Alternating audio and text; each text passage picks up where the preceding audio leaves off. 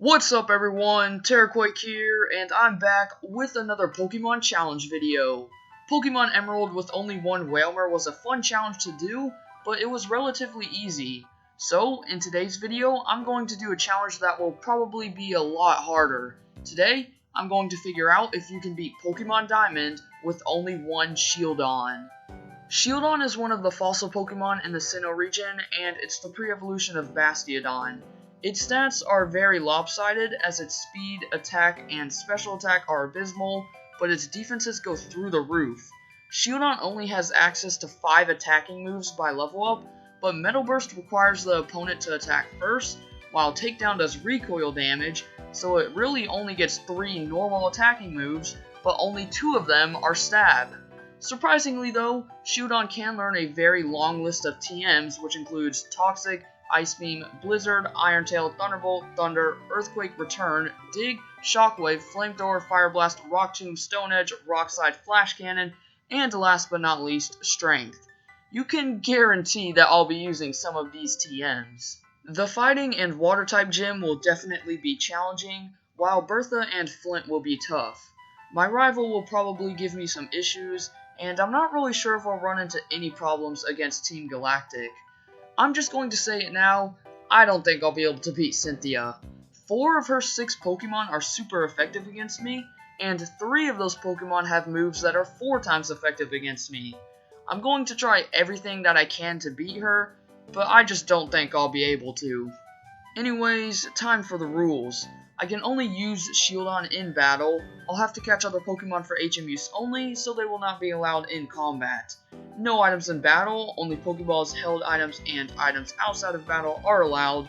And like always, I can't use any glitches or exploits. Also, shout out to Max Clank for giving me the idea to do this challenge run, and I apologize in advance if I pronounce your name wrong. So, with all of those things out of the way, let's begin.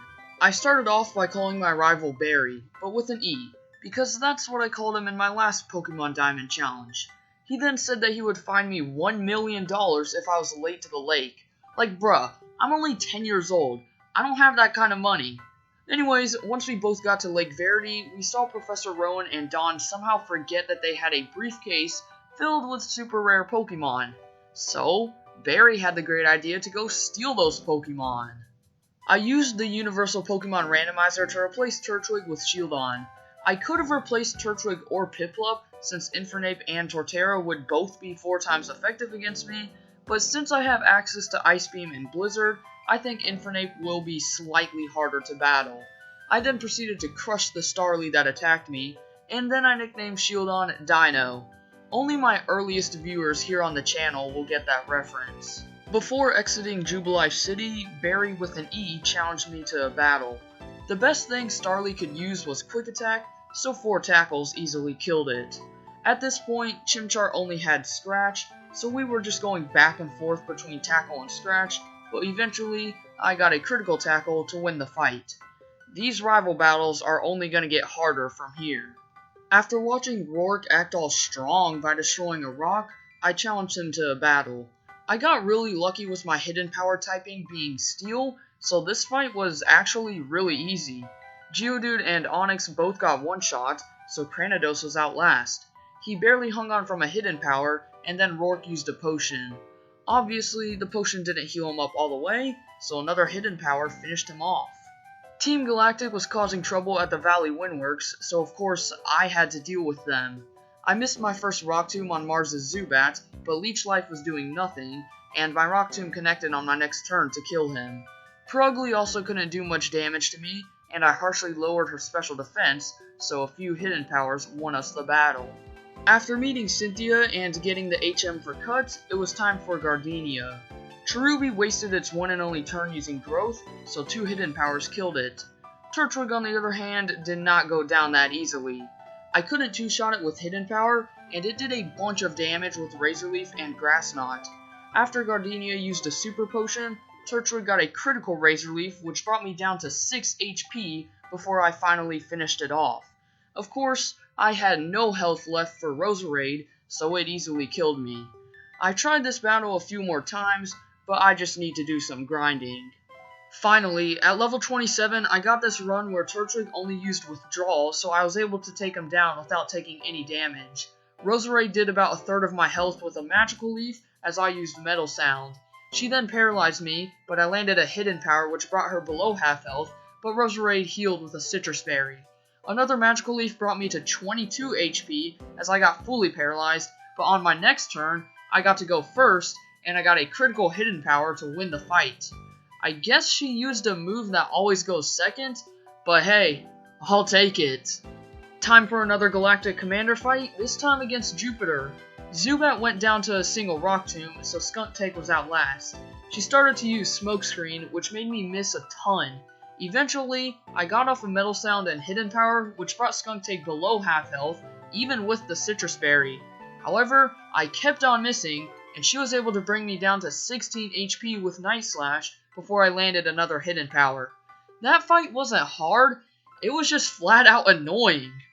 Does anyone find it strange that your mom just randomly appears in Hearthome City? It just seems so random to me. Anyways, time for the second battle against Barry but with an E. Starly got one shot by an Ancient Power, so Monferno was up next. He hit me with a Mach Punch, but it didn't do as much damage as I thought it would. On the next turn, he decided to use Leer, so another Agent Power killed him. After that, Weasel got one shot as I got the stat boost from Agent Power. Roselia was out last, and even though he paralyzed me, I never got fully paralyzed, so I was able to win the fight with an Agent Power and a Hidden Power. I tried to battle Maylene at my current level, but it just wasn't happening. Meditite couldn't dish out that much damage with Confusion, and my Hidden Powers were doing a lot of damage, so after Maylene used a Hyper Potion, I finished it off. I accidentally clicked Hidden Power instead of Fire Blast, but it didn't matter too much since Lucario's Drain Punch did a ton of damage, and he easily finished me off with a Force Palm. Even when I used Fire Blast on my first turn, I still couldn't one-shot Lucario, so I just need to level up a bit. At level 42, I made it back to Lucario, I outsped him, and I was able to one-shot him with a Fire Blast. Just like Roserade, I guess Lucario used a move that always goes second. Anyways, Machoke was out last, so I brought him to red health with a Fire Blast, but Maylene used a Hyper Potion. However, 2 more Hidden Powers finished the job. That battle was not as hard as I thought it would be. On to the 4th gym battle against Crasher Wake, and I'm not sure if he knows his type advantages. Gyarados used Bite as I landed an Agent Power, leaving him with a sliver of health. Crasher Wake then switched to his Quagsire. After I got the stat boost from Agent Power, Quagsire hit me with a powerful Mud Bomb, which lowered my accuracy. However, after Crasher Wake used a Super Potion, an Iron Head and Agent Power killed him. Next up was his ace on the team, Floatzel. But weirdly enough, he decided to only use Swift and Pursuit. I don't know why, but he did. Eventually, I got a critical Iron Head to take down Floatzel, so Gyarados was back out. He was still very low on health, so one last Agent Power won us the fight. By the way, that was my first attempt at that battle. As I was trying to chase down a Galactic Grunt who had a literal bomb in his hands, Barry but with an E thought it would be a good time to have a battle. I don't know why he has a level 26 Starly, but it got one shot by an Agent Power. Monferno's Flame Wheel barely did anything, so 2 Agent Powers killed him. Weasel got one shot by an Agent Power, so Roselia was out last. I hit him with an Agent Power as he hit me with a critical Mega Drain. However, I just finished him off with an Iron Head. I still don't understand why I have to deliver the old charm to Cynthia's grandma. She is literally the champion of the Sinnoh region, yet she makes us go to Celestic Town when she could just fly over there or something. Anyways, time for Fantina. Drifblim was out first, but I one-shot it with an Agent Power, so Miss Magius was up next. One Iron Head nearly killed it as I got the flinch. The Citrus Berry brought Miss Magius out of Hyper Potion range, so after I got hit by a weak Shadow Ball, I finished her off. Last out was Gengar, and I also nearly killed it with an Iron Head, but then I got horrible Confusion luck. Literally every single turn that I was confused, I hit myself. Luckily, Gengar couldn't do much damage to me, so eventually, I took it down to win the fight. While I was in Canalave City, Barry but with an E challenged me to another battle. This time around he had a Staravia, but it still went down the same way that Starly did. Monferno hit me with a weak Flame Wheel, and then I got a critical Agent Power to one-shot it, so Heracross was out next. He died to one Fire Blast, Weasel got one-shot by an Agent Power, and Roselia went down to one Iron Head. So far, my rival has not been nearly as hard as I thought he would be. After that rival battle, it was time for Byron. Bronzor got one-shot by a Fire Blast, so Steelix was up next, but he also went down to a single Fire Blast. Last out was Shieldon's dad, Bastiodon. He was really annoying to kill since my Iron Heads were only doing a third of his health, and he kept on healing. Once I brought him down to red health the first time, Bastiodon used rest. Once I brought him down to red health the second time, Byron used a full restore. Luckily, Bastiodon couldn't do much damage to me, so eventually, I did win the fight. After the 6th gym, Team Galactic blows up Lake Valor, and there's a lot of plot stuff to do. However, the battles against Commander Saturn and Commander Mars were actually pretty easy. I was sort of worried about Saturn's Toxicroak, but it went down without too many problems. After trekking through the brutal blizzard routes, it was time for Candace.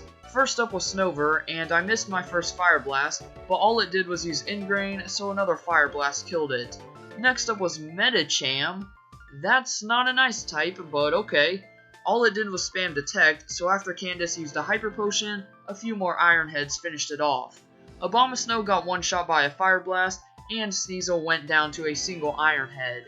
I just think it's dumb that the Ice-type Gym Leader has a Fighting and Psychic type. Candace could have had some cooler Ice types like Glalie or Glaceon, but nonetheless, it was an easy fight. At the top of the Galactic Headquarters, I battled Cyrus for the first time. Murkrow and Golbat both got one-shot by an Agent Power, as both of their attacks combined did a whopping 9 hit points. Anyways, Sneasel was out last, but it got one-shot by an Iron Head.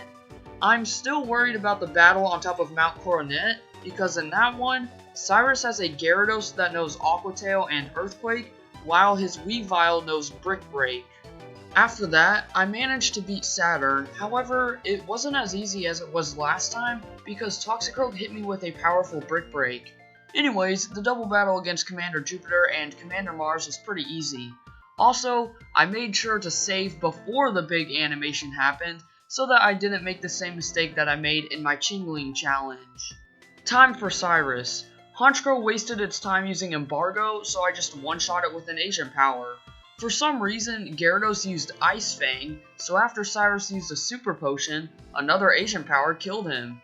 That was the worst move that Cyrus could have chosen. Weavile hit me with a weak Night Slash, and then I one-shot him with an Iron Head, so Crobat was out last. I nearly took him down with a single Agent Power, but then Cyrus used a full restore. An Iron Head brought him to just above half health, so one last Agent Power finished him off.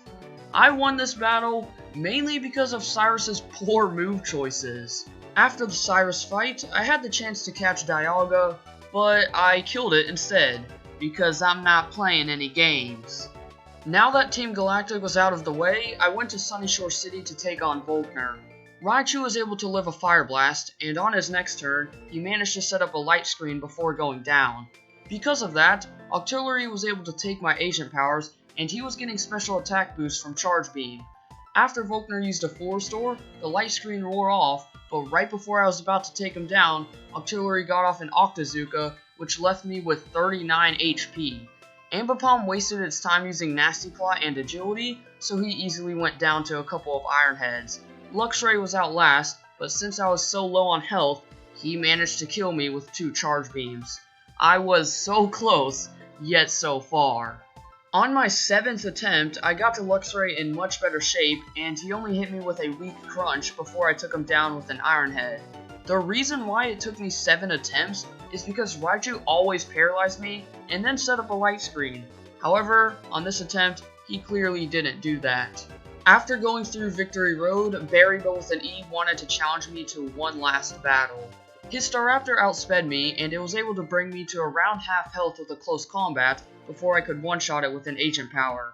Infernape got a critical Flamethrower, but then he decided to use Shadow Claw for some reason, so I managed to take him down. I missed my first Fire Blast on Heracross, but he only used Aeroice, so another Fire Blast took him down. However, Floatzel outsped me, and it easily finished me off with a Brick Break.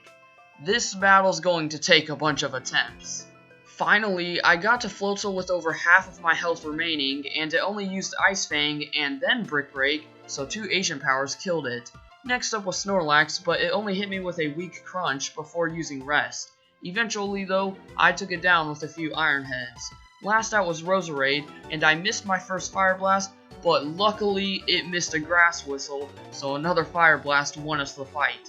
I only won that battle because my Quick Claw activated against Staraptor, and Infernape had some poor move choices. After hunting down every last rare candy, I managed to get up to level 100, and here's my stats and moves. However, I will definitely be changing moves throughout the Elite Four. I'm still not sure if I'll be able to beat Cynthia, or even make it to her on my first run through, but we'll see. I'm hoping that I won't have to resort to using Double Team, but it might just come down to that. First up was Aaron, the Bug-type Master. Dustox died to 1 Agent Power, Heracross went down to a single Fire Blast, and Vespiquen and Beautifly both got one-shot by an Agent Power. Last out was Drapion, and his moves were hardly doing anything to me, but he froze me with an Ice Fang. Once I thawed out, I nearly took him down with an Iron Head, but Aaron used a Full Restore. However, 2 more Iron Heads won us the battle. Next up was Bertha, the Ground-type Master. I got Quagsire down to red health with an Agent Power and an Iron Head, but Bertha used a Full Restore. For some reason, Quagsire just decided to never attack me, so eventually, I took it down with a few more Iron Heads. Whiscash got off an Aqua Tail and a Zen Headbutt before going down to a critical Agent Power, so Golem was up next, but I just one-shot him with an Iron Head. Hippowdon decided to only use Stone Edge and Crunch, so 2 Iron Heads and a Fire Blast finished it off. Last out was Sudowoodo, but 1 Iron Head did the trick. That was an example of terrible AI. The third Elite Four member was Flint, the Fire-type Master. Rapidash hit me with a weak Flare Blitz before I one-shot it with an Asian Power, so Infernape was out next. And he knows Earthquake. Even though it's not Stab, Earthquake is still 4 times effective against me, and I can't 2-shot Infernape, so Flint always gets off a Full Restore. I need to find a different strategy. I came back with Dig on my side, and even though Earthquake does double the damage when you're underground, he decided to not use it this time around, so I got a critical hit to take down Infernape. The best thing Lopunny could do was use Fire Punch, so after Flint used a Full Restore, a few more Iron Heads took him down. Steelix got one-shot by a Fire Blast, so Drifblim was out last. 1 Asian Power nearly killed it as I got the stat boost, but Flint used yet another Full Restore. However, 3 more Iron Heads took him down. I don't even know why I called Flint the Fire-type Master, when more than half of his team aren't even Fire types. The last Elite Four member was Lucian, the Psychic-type Master. Luckily, Mr. Mime set up a light screen, so a single Iron Head killed it. Medicham hit me with a very powerful Drain Punch, but after Lucian used a Full Restore, he decided to use Fire Punch instead, so I managed to take down Medicham with some Iron Heads.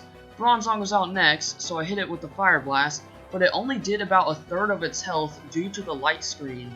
However, on the next turn, the light screen wore off, so another Fire Blast killed it. Alakazam got off an Energy Ball before going down to an Iron Head, and a Girafarig got off a Crunch before dying to 1 last Iron Head. Alright, there's only 1 battle left. Time for Cynthia, the champion. Spiritomb got off a weak Dark Pulse before going down to 2 Flash Cannons, so Gastrodon was out next.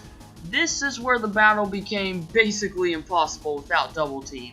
Gastrodon knows Earthquake, and even though she didn't use it on her first turn, after Cynthia used a Full Restore, Gastrodon brought me down to 75 HP before I finished her off with a Blizzard. Not to mention, Cynthia's next Pokemon is Lucario, who usually goes for Aura Sphere, and he can outspeed me, but for some reason in this battle, Lucario used Dragon Pulse. Anyways, Garchomp also outspeeds me, and she always uses Earthquake. I don't think this battle is going to be possible unless I use Double Team. I just want to let you guys know, I did attempt this battle a bunch of times without Double Team, but I always lost to Lucario or Garchomp. So my only solution was to set up with Double Team. It was actually really easy to get off 6 Double Teams, since Spiritomb couldn't do that much damage to me. Anyways, Spiritomb, Gastrodon, and Lucario went down the same way as before, so Garchomp was out next. It missed a Giga Impact, so I one-shot it with a Blizzard. Milotic wasted its time using Aqua Ring and Mirror Coat, so 3 Earthquakes did the trick. Last out was Roserade, but 2 Flash Cannons killed it, making us the new champions of the Sinnoh region with a single Shieldon. Again, I didn't want to have to resort to the double team strategy, but I would have had to have insanely good RNG and AI luck if I were to win that fight without double team. I still had a blast doing this challenge, and hopefully this shows people that my favorite fossil Pokemon isn't as bad as it seems. Anyways, for my next challenge, I'll be playing through one of the Generation 1 games. I'm not really sure which one yet, and I'm not sure what Pokemon I'll be using either. As always, feel free to leave any other challenge suggestions that you might have in the comment section below. And if you want to see more of my challenge runs, then you can check out the playlist that I left a link to in the description. For now though, if you guys did enjoy this video, then drop a like, subscribe, and hit that bell to see more. And until next time, deuces!